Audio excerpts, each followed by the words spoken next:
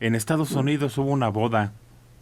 El 7 de agosto se llevó a cabo una boda privada en Maine, en el norte de Estados Unidos, en el noroeste de Estados Unidos. 150 contagios y 3 muertes. Ay, Síganle, quieren ir a una boda, quieren ir a un evento.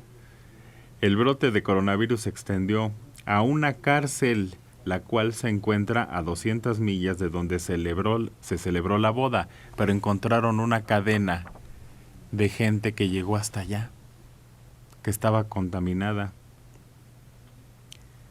22 personas que asistieron a la boda dieron positivo, y esos fueron los que desencadenaron brotes secundarios y terciarios que resultaron en total de 150 personas contaminadas. También ese contagio de estas personas llegó a una casa de retiro, donde 15 residentes dieron positivo al virus. Ay, pero activísimo este virus. Y ahí uno nota la importancia de las medidas que pueden parecer fastidiosas, latosas, ineficaces, arbitrarias, pero no, es lo que impide que toda la sociedad se contagie. Sí, hombre, miren quién está contagiado, el director de la Tour de France. La Tour de Francia ya empezó. Yo siempre les he recomendado que si tiene usted posibilidad, que la vea por televisión. No hay mejor manera de conocer Francia que esta tour, porque van platicando los comentaristas el lugar por donde están pasando, la historia del lugar, las construcciones. Es muy interesante. Bueno, pues el director de la Tour de France al banquillo, y lo malo es de que ahora como dio positivo, pues ya se tiene que ir a su casa a encerrar. Se va a echar ya lo que resta. La tour son 2 semanas. Sí, ya. Creo que ya terminó la primera semana, ya él ya no regresa. Pero fíjate cómo de todas maneras está ahí presente. Lo que pasa es que me da la impresión que mucha gente ha bajado la guardia o piensa que, pues, de hecho hay que vivir, pero yo creo que debemos de seguir con las mismas precauciones. En el fútbol mexicano varios han dado positivos. Ahí viene la NFL para la próxima semana. Parece que sí van a dejar entrar gente a los estadios. Y eso que Estados Unidos todavía tiene un nivel de contagio altísimo. Lugares que se han salvado, por ejemplo, la Fórmula 1, salvo Checo, pero porque se salió del círculo de seguridad. O la NBA, que está en lo que llaman, pues, totalmente confinado.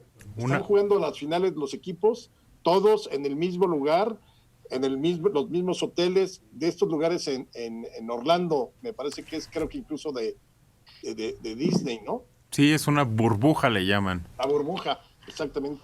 Va a haber un partido ya de campeonato en Europa, es que no me acuerdo si es en Bulgaria o en Hungría, pero va a haber asistentes, van a aceptar 3,000 asistentes en el encuentro, pero para poder asistir al partido y en el estadio, 3 días antes tienen que hacerse la prueba y presentarla para poder ingresar al estadio.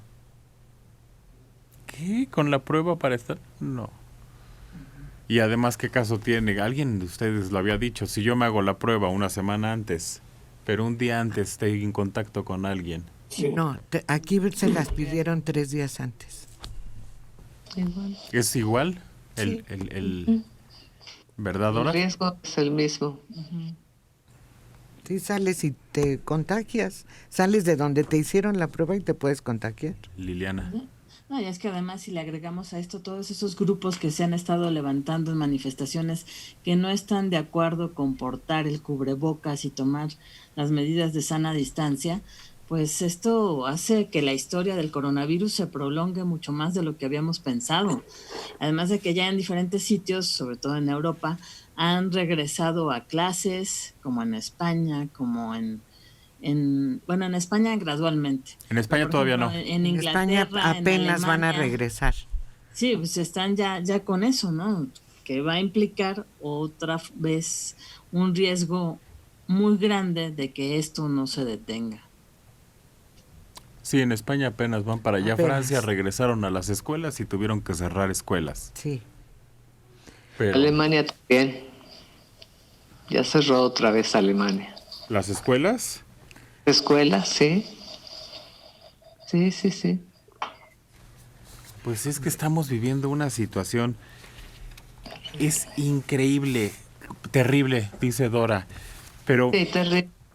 a mí, ¿saben? Y ahorita hay un nuevo estudio en donde se ha descubierto que muchos de los niños que tuvieron COVID y adultos tienen serios trastornos digestivos, aunque la prueba de negativo, el virus se encuentra ya en todo lo que es el aparato digestivo. Entonces ahorita están en un estudio doble.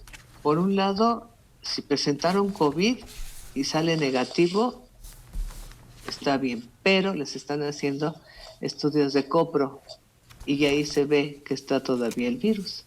Aunque el paciente sea asintomático, sin diarrea, sin náuseas, sin nada de esto, el virus está ahí.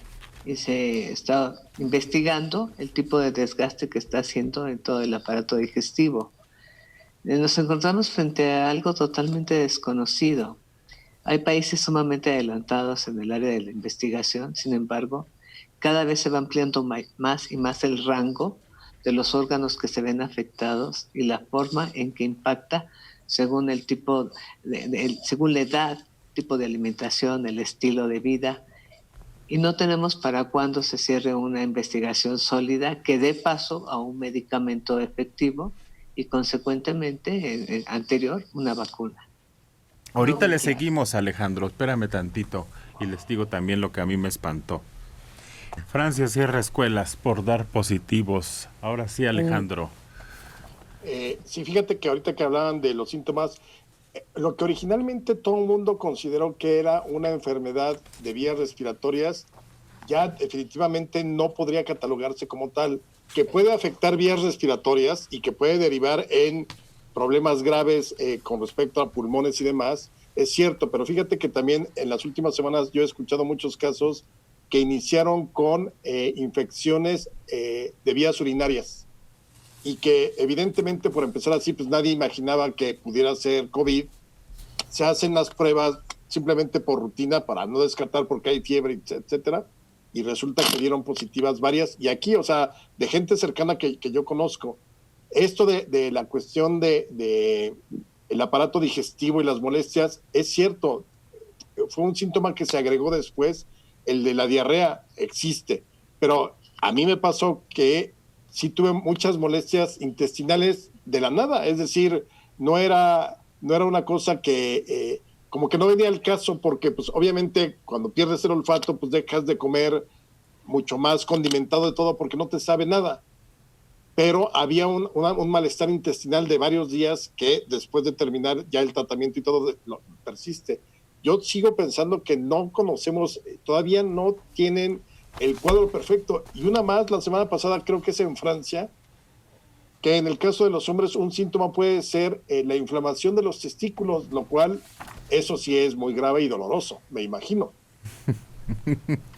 Pues sí. Están diciendo, mira, los pacientes con COVID-19 pueden sufrir daño pulmonar y cardíaco a largo plazo,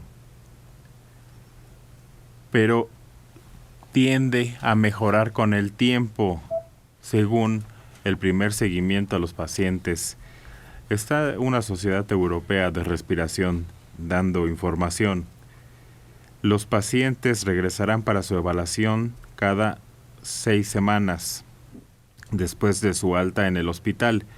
Durante estas visitas se realizaron exámenes clínicos y de laboratorio, así como tomografías y pruebas de función pulmonar. La primera visita, más de la mitad de los pacientes tenían al menos un síntoma persistente, sobre todo disnea y tos, lo que está diciendo Alejandro.